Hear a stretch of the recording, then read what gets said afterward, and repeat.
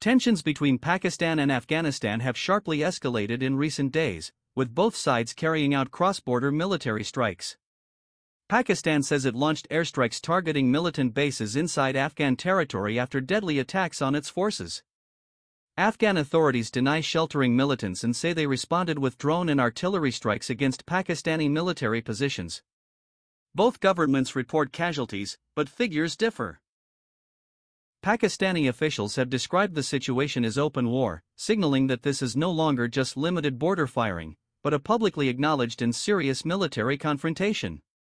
The escalation follows months of tension over militant activity, border security, and mutual accusations. So what does this mean for India? India is not directly involved, but it is closely monitoring developments. First, security concerns. Instability in Afghanistan has historically created space for militant groups to regroup. Any prolonged conflict could raise regional security risks. Second, strategic balance.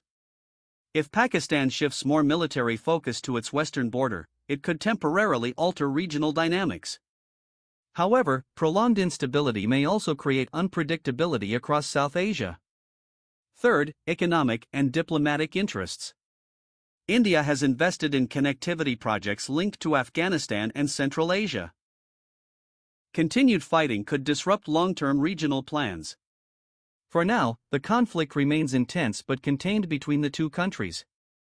The key question is whether diplomacy can prevent further escalation or whether this confrontation deepens, affecting broader regional stability.